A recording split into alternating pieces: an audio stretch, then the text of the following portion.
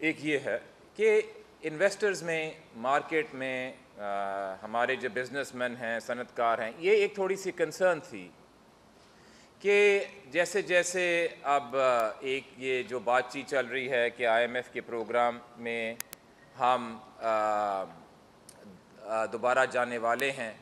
تو کیا ایسے تو نہیں ہوگا کہ ایک دم سے اسی طرح انٹرسٹ ریٹ میں چینجز آنی شروع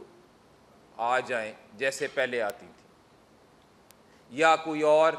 ایسے حالات تو نہیں ہیں، یا کوئی اور ایسی سرپرائزز جو انویسٹر کمیونٹی کو ملیں۔ اس کی وجہ سے تھوڑی سی بزنس کمیونٹی میں انسرٹنٹی تھی۔ تو جو ایک پیغام ہم دینا چاہتے ہیں آج وہ یہ ہے کہ آج ہماری معاشی حالت وہ نہیں ہے جو اس وقت تھی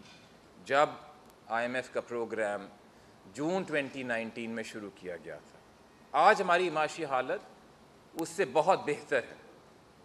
اس وقت کی جو ضروریات تھیں ان کو مد نظر رکھتے ہوئے کچھ ہمیں ایسے فیصلے کرنے پڑے تھے،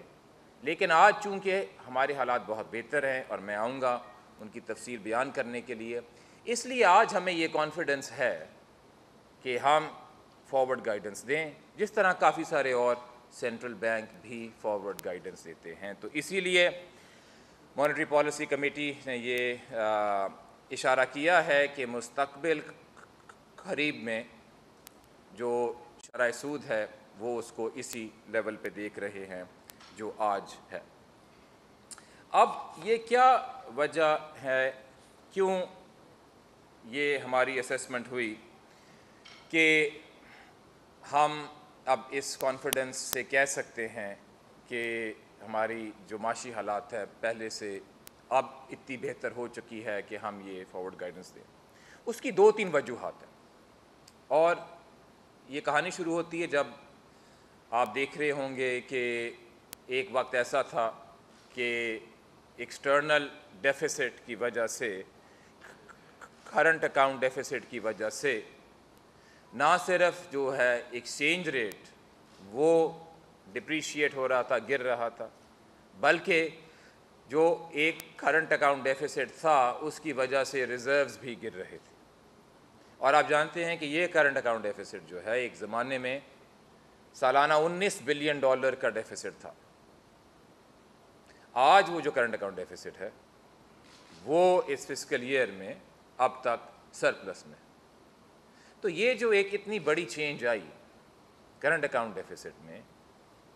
اور اس چینج کو سسٹین کیا گیا، یہ پہلی وجہ ہے اس کانفیڈنس کی کہ اب ہم تھوڑی فارورڈ گائیڈنس بھی دے سکتے ہیں۔ دوسرا سوال یہ پیدا ہوتا ہے کہ یہ جو کرنٹ اکاؤنٹ کی ڈیفیسٹ میں یہ بہتری ہوئی، یہ کیسے ہوئی؟ یہ کیا اس لیے ہوئی کہ ایک آدھ شارٹ ٹرم ٹیمپرری میجر لیا گیا، یا یہ کسی بنیادی ایکشن، کسی انسٹیٹیوشنل چینج کی وجہ سے ہوئی؟ اور یہ دوسرا نقطہ جو میں آپ کے سامنے پیش کرنا چاہتا ہوں وہ یہ ہے کہ اس کرنٹ اکاؤنٹ کو بہتر کرنے کے لیے ایک انسٹیٹیوشنل چینج کی گئی، اور وہ یہ ہے کہ جو ہمارا ایکسچینج ریٹ کا سسٹم ہے اس کو ایک مارکیٹ بیس ایکسچینج ریٹ بنا دیا گیا۔ مارکیٹ بیس ایکسچینج ریٹ کے بنانے کا مطلب یہی ہے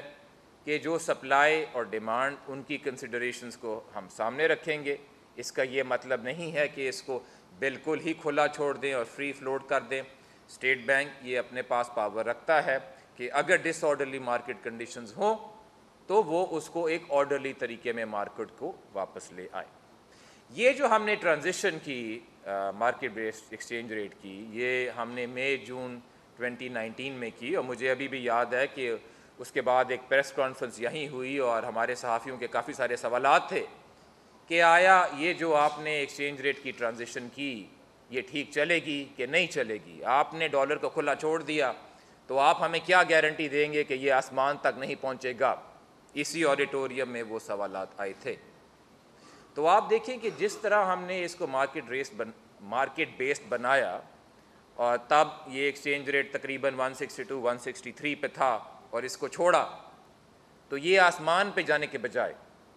یہ مستحکم ہوا، یہ اسٹرینتھن ہوا۔ اور وہ جو 9 مہینے تھے کووڈ کے آنے سے پہلے، وہ اسٹرینتھن ہوتے ہوتے 163 سے تقریباً 154 155 تک آ گیا. یعنی کہ جو کرنٹ اکاؤنٹ ڈیفیسٹ جو امپروو ہوا وہ ایک اچھی وجہ سے ہوا کہ ایکسچینج ریٹ کے سسٹم کو فلیکسیبل بنایا گیا. اور اس کا بنیادی فائدہ یہ ہے کہ آئندہ اگر بیلنس آف پیمنٹ میں کوئی اگر ڈیفیسٹ آئے تو ریزروز پھونکنے کے بجائے اور اس کو ایک مصنوعی طور پہ پکڑنے کے بجائے ایکسچینج ریٹ جو اپنا ایک شاک ایبزاربر کا رول وہ ادا کرے گا. تو یہ دوسرا نقطہ تھا کہ کرنٹ اکاؤنٹ ڈیفیسٹ کو ایک اچھی انسٹیٹیوشنل چینج کی وجہ سے بہتر کیا گیا.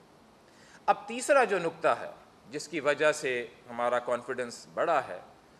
وہ یہ ہے کہ ایک مارکیٹ بیسڈ ایکسچینج ریٹ بنانے کے بعد اگر اس نئے سسٹم کا کوئی سب سے بڑا امتحان آ سکتا تھا تو وہ کووڈ کے طور پہ آ گیا. کوئی نئی ایکسچینج ریٹ رجیم ایمرجنگ مارکیٹ میں اگر وہ ٹرانزیشن کرتی ہے فکس سے فلیکسیبل، اگر آپ اس کو ایک سب سے سخت امتحان دینا چاہتے ہیں تو پھر آپ یہ ایسا ایکسٹرنل کرائسس لے آئیں جو پاکستان میں آیا اور ساری دنیا میں آیا، جس سے ہر ایمرجنگ مارکیٹ پہ ان کے بیلنس آف پیمنٹس پہ، ان کے کیپٹل فلوز پہ، ان کی معاشی حالت پہ ایک بہت سنجیدہ بہت ڈیپ اثر آیا. تو پھر سوال یہ پیدا ہوتا ہے کہ یہ ہمارا جو فلیکسیبل ایکسچینج ریٹ ہے یہ اس امتحان سے کیسے گزرا. اور یہی تیسرا نقطہ ہے کہ ہماری نہ صرف اکانومی بلکہ ہماری فلیکسیبل ایکسچینج ریٹ اس امتحان میں بڑی کامیابی سے نکلی. اگر آپ دیکھیں کہ ایک سال سے پہلے جب کووڈ آیا اور ایمرجنگ مارکیٹس میں بھی ایکسچینج ریٹ گرنے شروع ہوئے تو آیا پاکستانی روپی کتنا گرا اور باقی جو ایمرجنگ مارکیٹس ہیں وہ کتنی گری. کیونکہ یہی امتحان ہے کہ اگر آپ نے اس کو کھلا چھوڑ دیا اور اگر کوئی ایکسٹرنل شاک آیا تو یہ کیا دوبارہ آسمان تک چلا جائے گا. تو میں آپ کو آج کی دیا اور اگر کوئی ایکسٹرنل شاک آیا تو یہ کیا دوبارہ آسمان تک چلا جائے گا. تو میں آپ کو آج کی فگرز بتاتا ہوں. آج کے کیا ایکسچینج ریٹس ہیں پاکستان کے اور کچھ ایمرجنگ مارکیٹس کے، اور سال پہلے کیا تھے کووڈ کی وجہ سے جو اس پہ امپیکٹ آیا. تو سب سے پہلے اگر آپ دیکھیں، اگر باقی ایمرجنگ مارکیٹس کو دیکھیں تو ریال جو ایکسچینج ریٹ ہے برازیل کا وہ آج 21% نیچے ہے کمپیئر ٹو جنوری 2020. یعنی کہ کووڈ کے پہلے اور آج کے مقابلے میں برازیل کا ایکسچینج ریٹ 21% نیچے ہے. اس کے بعد ٹرکش لیرہ دیکھ لیں وہ کوئی 20% گرا ہوا ہے. اس کے بعد نائجیرین، رشیا، موزمبیک یہ تقریباً 15 سے کوئی 20% تک ان کے ایکسچینج ریٹ نیچے گرے ہوئے ہیں. پاکستانی روپی کا کیا بنتا ہے کمپیریزن کووڈ کے پہلے کے مقابلے میں؟ آج ہمارا ایکسچینج ریٹ 3.8% کمزور ہے کمپیئر ٹو ادر کنٹریز. تو کہنے کی مراد یہ ہے کہ اگر ہم دیکھیں کہ پاکستان کا ایکسچینج ریٹ کا جو امتحان آیا اگر ہم باقی ملکوں کے مقابلے میں دیکھیں تو یہ ہم نے امتحان بڑے اچھے انداز سے اس سے ہم نکلے، اور اس سے ہمیں یہ بھی کانفیڈنس آیا کہ یہ جو ایکسچینج ریٹ کی ہم نے ٹرانزیشن کی یہ اب کووڈ کا امتحان بھی سہے. تو کووڈ سے بڑا امتحان تو مشکل ہی ہے کہ دوبارہ آئے گا. اور ساتھ ساتھ میں یہ بھی کہتا چلوں کہ جو ایکسچینج ریٹ میں جو یہ اچھے انداز سے اس امتحان سے نکلا اس کی وجہ یہ بھی نہیں ہے کہ ریزروز جو ہیں وہ کم ہو گئے بنسبت جب ہم نے یہ ایکسچینج ریٹ ٹرانزیشن کی. جب ہم نے یہ ایکسچینج ریٹ ٹرانزیشن شروع کی تو تب ہماری بیلنس شیٹ پہ ہمارے جو ریزروز تھے تقریباً 7.2 بلین کی رینج میں تھے اور آج تقریباً 13 بلین ڈالرز ہیں، 13 بلین ڈالر ہیں. یعنی کہ کووڈ کے باوجود نہ صرف جو ہے ایکسچینج ریٹ وہ اپنے اس امتحان سے اچھی طرح گزرا، اس کے ساتھ ساتھ جو ہمارے ریزروز ہیں وہ بھی انکریز ہوئے. اور یہ ریزروز جو بڑھے یہ اس وجہ سے نہیں بڑھے کہ ہم نے foreign exchange loans net basis پہ زیادہ لیے. اگر آپ اس کا حساب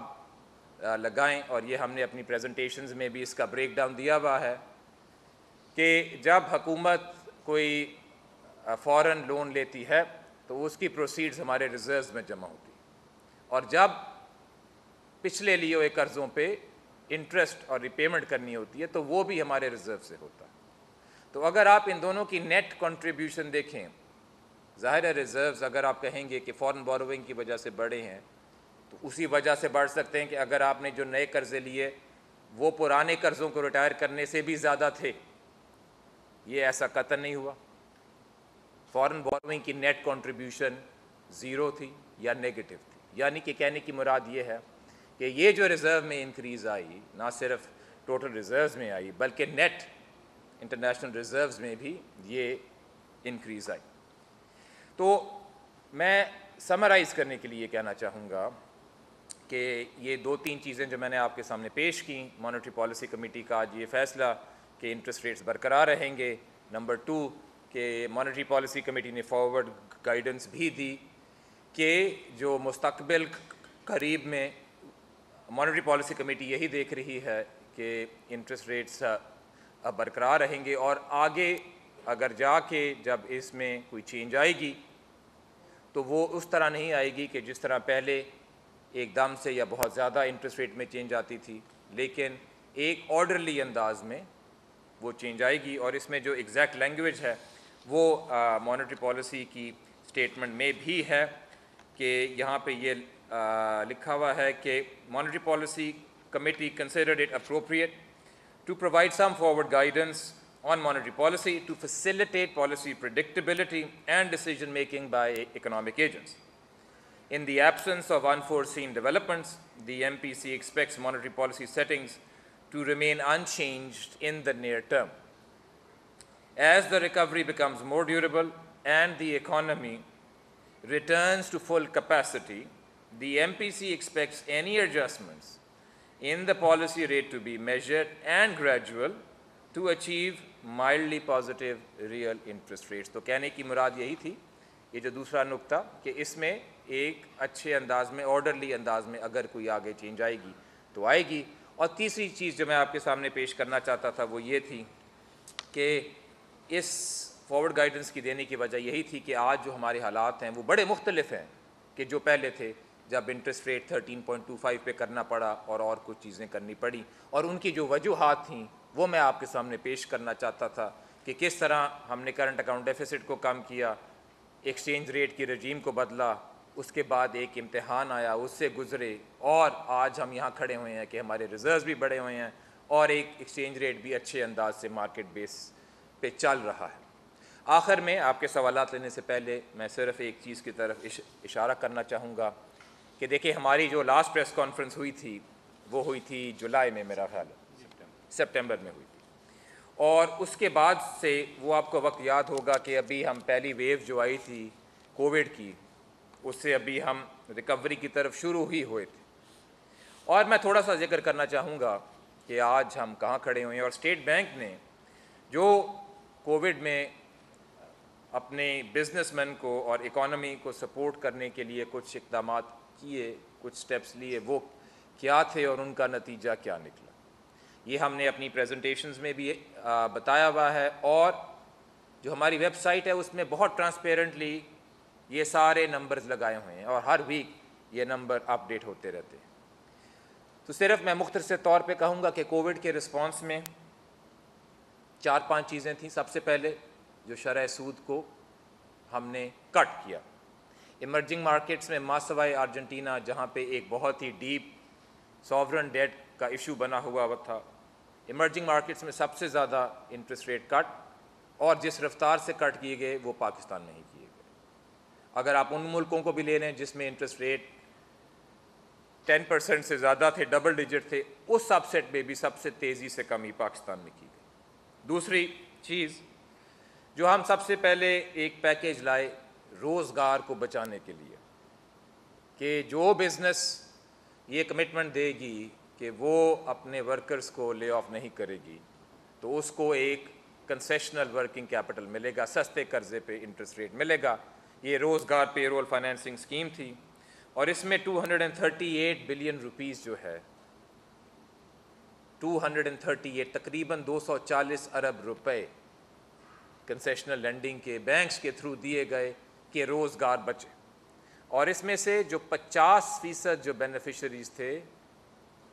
اس روزگار اسکیم کے وہ چھوٹے لوگ تھے، چھوٹے صنعت کار تھے، ایس ایم ایز کا وہ سیکٹر تھا۔ اس کے بعد ہم ایک اسکیم لائے کہ جن لوگوں کے قرضے ڈیو ہیں، پرنسپل کی پیمنٹس آ رہی ہیں، ان کو بینکس کے ساتھ مل کے ایک ایسا راستہ نکالیں کہ بینکس والنٹری بیسس پہ اس کو ایکسٹینڈ کریں، فیصلہ بینک کا ہی ہو، لیکن ہماری طرف سے یہ انٹرسٹ مورل سویژن تھی کہ جہاں کوئی کریڈٹ رسک کا ایشو نہیں ہے تو وہاں پہ کوئی رکاوٹیں نہ پیدا کی جائیں اور وہ ایکسٹینشن دی جائے۔ اس اسکیم کے تحت 657 بلین روپیز، تقریباً 660 ارب روپے جو ہیں اس میں ایکسٹینشن دی گئی، ورنہ اس میں سے کافی حد ایسی تھی جو ڈیو ہوتی اور لوگوں کو مشکل آتی کہ نہ صرف کووڈ آیا ہے لیکن اس کے ساتھ ساتھ اس قرض کی ادائیگی بھی کرنی ہے۔ یہ تھی پرنسپل کی ری پیمنٹ۔ اس کے ساتھ ساتھ مارک اپ کی جو ری اسکیجولنگ کا ہم نے ایک انسینٹیو پیکج دیا بینکس کو کہ جہاں پہ وہ کریڈٹ رسک سے مطمئن ہیں تو وہ آگے ایک جو بینک کا جو ان کا کلائنٹ ہے اس کے ساتھ بیٹھ کے ایک ری اسکیجولنگ کا ایک شیڈیول، ایک طریقہ نکالیں۔ اس میں 225 ارب روپے جو ہیں وہ ری شیڈیول ہوئے، یعنی کہ یہ 225 ارب لوگوں کو دینے پڑتے، یعنی کہ یہ 660 ارب روپے لوگوں کو دینے پڑتے۔ اس میں آگے لوگوں کو ایکسٹینشن ملی۔ اور آخر میں تذکرہ کرنا چاہوں گا اس اسکیم کا جو ہم نے مارچ 2020 میں نکالی، ٹرف ٹیمپرری اکنامک ری فائنانس فیسلٹی، جس کا بنیادی مقصد یہ تھا کہ کیونکہ کووڈ کی وجہ سے لوگوں میں پریشانیاں ہیں اور انسرٹنٹیز ہیں، اور اگر انہوں نے کوئی انویسٹمنٹ کرنی ہے تو وہ شاید اپنا فیصلہ ڈیلے کر دیں، ان کو انسینٹیو دینے کے لیے کہ وہ اپنی انویسٹمنٹ کا فیصلہ ڈیلے نہ کریں بلکہ اس کو آگے لائیں، ہم نے ٹرف اسکیم انٹروڈیوس کی جس میں میکسیمم اینڈ یوزر ریٹ 5% پہ نئی انویسٹمنٹ یا ماڈرنائزیشن کے لیے قرضہ بینک سے مل سکتا ہے۔ اور اس ٹرف اسکیم کے تحت ابھی تک تقریباً 300 ارب روپیہ جو ہے اس کی انویسٹمنٹ اپروو ہو چکی ہے اور اس میں ڈیمانڈ بڑی بھرپور انداز سے آ رہی ہے۔ اور پاکستان کی تاریخ میں ایک بہت عرصے بعد جب ڈی انڈسٹریلائزیشن ہوتی رہی، اب ایک ایسی صورتحال پیدا ہو رہی ہے کہ انڈسٹریلائزیشن کی طرف کہانی چلنی شروع ہو رہی ہے۔ تو آخر میں آپ کو وہ جو اسٹیٹ بینک نے میجرز لیے ہماری معیشت کو سپورٹ دینے کے لیے اس سخت وقت میں، ان کی تھوڑی سی آپ کو سمری پیش کرنا چاہتا تھا۔ اب عابد صاحب اگر کوئی صحافیوں کے سوال ہوں تو we can take them. Thank you governor صاحب، سوال جواب کا سلسلہ شروع کرتے ہیں۔ اس کے لیے ذرا سا میں یہ بتا دوں کہ تو اگر اجازت ہو تو پہلے ہم اس کو راؤنڈ میں کر لیں، 3 سے 4 سوال لے لیں، جیسے آپ کہیں آپ کر۔ اس میں ہم آپ پہلے سوال کر لیں، اس کے بعد انشاءاللہ جواب پورا ملے گا آپ کو۔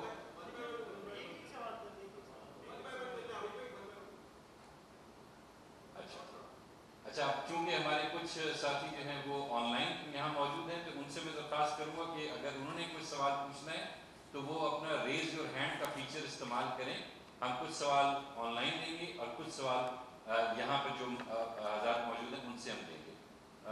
چونکہ ابھی وہاں آن لائن کوئی سوال ابھی کسی نے ہاتھ کھڑا نہیں کیا، آپ پلیز یہاں سے پوچھ سکتے ہیں۔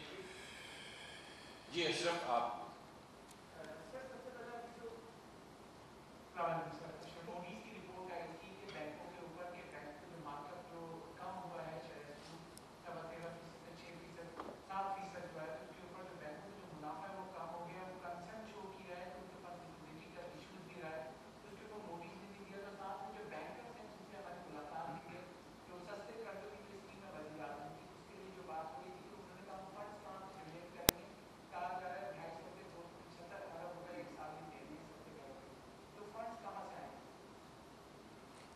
جی آپ کیا 2-3 سوال لینا چاہیں گے کہ باری باری آپ؟ سے 2-3 سوال ہم لے لیں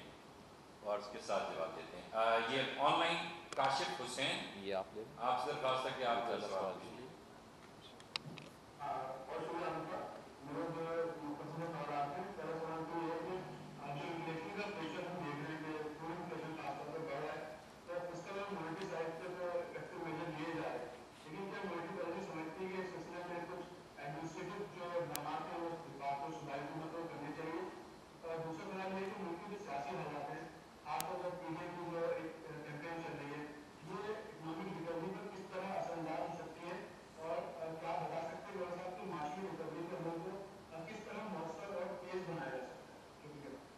ایک اور سوال لے لیں. راجہ کامران.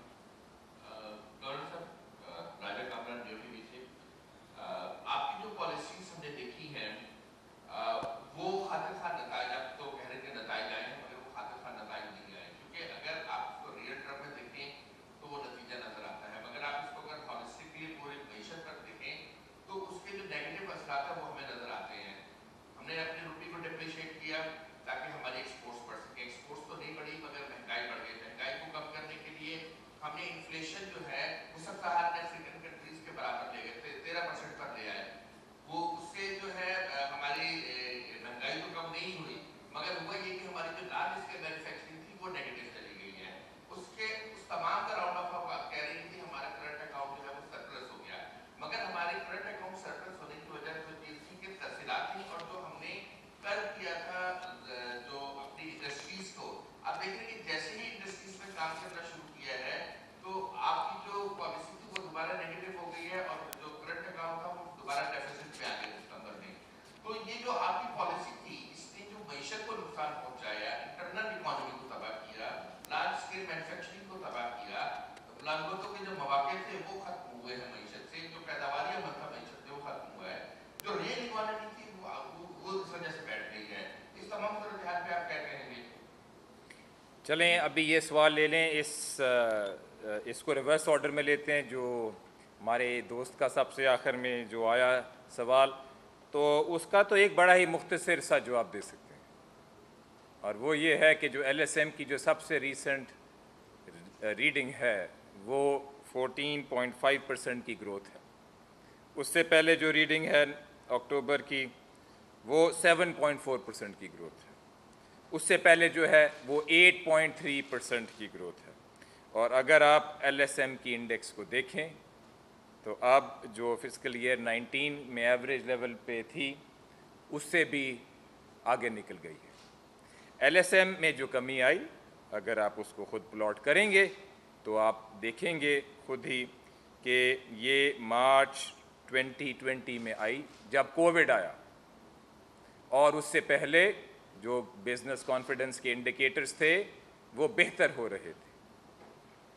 تو مختصر طور پہ میں یہ کہوں گا کہ آپ کے سوال میں جو کچھ اسمپشنز ہیں وہ دوبارہ دیکھنے والی ہیں کہ کووڈ سے پہلے ہماری معاشی حالت اب بہتری کی طرف جا رہی تھی، کیونکہ لوگ دیکھ رہے تھے کہ جو اسٹیبلائزیشن ہے وہ اب آ گئی ہے. وہی لوگ ہیں جو پہلے پریشان تھے. شاید آپ نے بھی پہلے سوال کیا ہوگا کہ سر ڈالر کو کھلا چھوڑیں گے تو وہ آسمان پہ چلا جائے گا. تو وہ جو ایک پریشانی کی حالت تھی وہ ایڈریس ہو گئی تھی. اور اب کیونکہ حکومت نے بہت ہی اچھے انداز میں کووڈ کا رسپانس دیا، سمارٹ لاک ڈاؤن کی پالیسی استعمال کی، اور جو حکومت نے ٹیکس ریفنڈز جو ہیں وہ جلدی انداز سے دیے، اور کموڈٹی فائنینسنگ جو بڑھائی، اور احساس کیش پروگرام جو دیا گیا، اتنی انوویٹو چیزیں کی گئیں، اور ساتھ ساتھ جو اسٹیٹ بینک نے ٹوٹل لیکویڈٹی انجیکٹ کی جو 4% آف جی ڈی سے بھی زیادہ ہے، اسی کی وجہ سے آج کی جو آپ نمبرز دیکھ رہے ہیں وہ بہت ہی اچھے انداز سے بڑھ رہے ہیں. میں آپ کو یہ بھی بتاتا چلوں گا کہ اور اگر آپ سیگمنٹس دیکھ لیں، مثلاً آٹو موبائل سیلز، گاڑیوں کی جو ہے سیلز، نومبر میں 33% گروتھ، دسمبر میں 24% گروتھ. یہ وہ نمبر ہیں جو دکھاتے ہیں کہ پالیسیز کا جو نتیجہ ہے وہ ایک اچھا نتیجہ نکل رہا ہے. سیمنٹ سیلز کو اگر آپ دیکھ لیں تو جو لیٹسٹ جو نمبرز چل رہے ہیں 10, 20, 30% ग्रोथ पिछले कुछ महीनों में आ रही है। और काफ़ी सारे इंडिकेटर्स हैं, सारों में जाने का वक्त तो नहीं है, लेकिन आप इन इंडिकेटर्स को देखें तो ख़ुद ही इंशाअल्लाह आप भी इस नतीजे पे पहुँचेंगे कि जो पॉलिसीज़ इख्तियार की गई उनका अब एक अच्छा नतीजा आहिस्ता आहिस्ता निकलना शुरू हो रहा है। इससे पहले सवाल आया था फूड इन्फ्लेशन पे शायद, और कि हम आगे क्या कर सकते हैं अपनी इकॉनमी को सपोर्ट करने के लिए, और कि एक अच्छे अंदाज में हमारी जो इकोनॉमिक एक्सपेंशन है वो कंटिन्यू करें। देखिए, फूड इन्फ्लेशन में जो बुनियादी चीज़ें हैं वो एडमिनिस्ट्रेटिव मेजर्स हैं, उसको जो है मॉनेटरी पॉलिसी का ज़्यादा उस पर इम्पैक्ट नहीं होता। इसीलिए जो मॉनेटरी पॉलिसी कमेटी की मीटिंग थी उन्होंने ये कहा, हमने अपनी स्टेटमेंट में ये कहा कि उन वजूहात की बेसिस पे इंटरेस्ट रेट का फ़ैसला नहीं होना चाहिए। मॉनेटरी पॉलिसी कमेटी ने यह भी कहा कि कोई ऐसी सूरत हाल नज़र नहीं आ रही कि फ़ूड प्राइस इन्फ्लेशन की वजह से सेकंड राउंड इफ़ेक्ट्स जिससे को इकोनॉमिस्ट कहते हैं, या वेज प्राइस स्पाइरल जिसे इकोनॉमिस्ट कहते हैं, कि वो कोई नमूदार हो रहा हो। इसीलिए उसको नज़रअंदाज करके इंटरेस्ट रेट का फ़ैसला किया गया, क्योंकि हमें डिमांड की साइड से कोई प्रेशर नज़र नहीं आ रहा। अब ये सवाल कि हम क्या ऐसी पॉलिसीज़ इख्तियार कर सकते हैं कि हम जो हमारी इकोनॉमिक रिकवरी है उसको सपोर्ट करें। देखिए, इसमें जो स्टेट बैंक का काम है वो ये है कि एक स्टेबल फाइनेंशियल सिस्टम रखे और लोगों को ये कॉन्फिडेंस हो कि इंस्टेबिलिटी जो है वो नहीं आएगी, और स्टेट बैंक या मॉनेटरी पॉलिसी या बैंकिंग साइड से पॉलिसी या एक्सचेंज राइट से पॉलिसी या जो भी टूल्स हमारे नीचे हैं उन सब को इसी ऑब्जेक्टिव के लिए इस्तेमाल करता है कि फाइनेंशियल और मॉनेटरी स्टेबिलिटी हो मुल्क, और इस स्टेबिलिटी से लोगों को कॉन्फिडेंस आएगा कि आगे जो उन्होंने अपनी इन्वेस्टमेंट की डिसीजंस करनी है उसमें उनका हौसला बढ़ेगा। यही एक वजह है कि इस दफ़ा मॉनेटरी पॉलिसी कमेटी ने फॉरवर्ड गाइडेंस भी दी मॉनेटरी पॉलिसी स्टेटमेंट में, कि ताकि थोड़ी पॉलिसी प्रेडिक्टेबिलिटी आए और लोगों को थोड़ा ये कंफर्ट आए कि हम ये देख रहे हैं कि पहले से हमारे हालात बहुत बेहतर हैं। इसके साथ साथ और हम क्या कर सकते हैं? इसके साथ साथ हम ये कर सकते हैं कि जो हमारी फॉरेन एक्सचेंज की जो हालत है उसको बेहतर करें। अब फॉरेन एक्सचेंज की हालत को बेहतर करने के लिए कुछ जो नंबर्स मैंने आपके सामने पहले पेश किए थे कि जो हमारे रिज़र्व्स थे जब हमने ये सारे रिफॉर्म शुरू किए, तकरीबन 7.2 बिलियन के करीब थे, उनको हमने बहुत बढ़ाया, कोविड के बावजूद बढ़ाया, और इससे ज़्यादा एक एक्सचेंज रेट सिस्टम को बदल दिया जो आगे इंश्योरेंस देता है कि पहले जिस तरह करंट अकाउंट डेफिसिट होते थे, अव्वलन तो उनके होने के इम्कानात बड़े कम हैं, और दूसरा अगर कोई छोटा मोटा करंट अकाउंट डेफिसिट होता भी है तो वो एक फ्लेक्सिबल एक्सचेंज रेट से अच्छे अंदाज से उसको हम सस्टेन भी कर सकते हैं। और आप देखेंगे इंशाअल्लाह कि जैसे जैसे लोगों में ये कॉन्फिडेंस आता जाएगा कि अब इन्वेस्टमेंट हो रही है। देखिए ना, अब टर्फ में अगर 300 बिलियन रुपए की प्रोजेक्ट फाइनेंसिंग अप्रूव हो गई है, ये तो प्राइवेट सेक्टर के प्रोजेक्ट है ना, अब इनके नताइज आपके सामने आएंगे। तो हम जो देख रहे हैं कि आहिस्ता आहिस्ता होगी, और जो फॉरेन एक्सचेंज की हालत है उसको हमें कंटिन्यूसली देखना होगा कि वो बेहतरी की तरफ चलती रहे जिस तरह चल रही है। पहला सवाल ये था कि जो बैंक्स की कैपेसिटी है लेंड करने के लिए कि नहीं, अगर मैंने ये सवाल ठीक समझा कि हाउसिंग के लिए ये कैपेसिटी है कि नहीं। अब देखें, बैंक्स के अगर आप वो देखें लोन टू डिपॉजिट रेशो, और मैं फिर दावत दूंगा हमारे deputy governor banking Jameel Ahmad साहब को कि अगर वो कुछ कहना चाहें, और हमारी डिप्टी गवर्नर साहिबा सीमा साहिबा को, वो जो डिप्टी गवर्नर हैं फाइनेंशियल इंक्लूजन और डिजिटल फाइनेंशियल सर्विसेज की, उनको कि अगर वो इसमें कोई और वजाहत करना चाहें। तो देखें, हमारे बैंक्स के जनरली एज एन इंडस्ट्री जो लोन टू डिपॉजिट रेशो है वो हमारी तारीख़ से काफ़ी कम है। इसके कहने का मकसद ये है कि बैंक्स के पास अभी बड़ी कैपेसिटी है कि प्राइवेट सेक्टर को लेंडिंग ज़्यादा बढ़ाएं, और हमें बैंक से कोई ऐसी फीडबैक नहीं आ रही कि उनके पास इतनी लिक्विडिटी नहीं है कि वो इसको आगे बढ़ाएं। दूसरा नुक्ता मैं पेश करूंगा वो ये है کہ کافی ساری ہاؤسنگ فائنینس خاص کر مورگیجز وغیرہ کی اسلامک بینکنگ سے ہوتی ہے، اور اسلامک بینکس میں تو لیکویڈٹی اور بھی زیادہ ہے، ان کو تو انتظار ہے کہ ایسٹس ملیں جو کہ کہیں ڈپلوائے ہوئیں، تو ہمیں اس سائڈ پہ کوئی اتنی زیادہ کنسرن نہیں ہے۔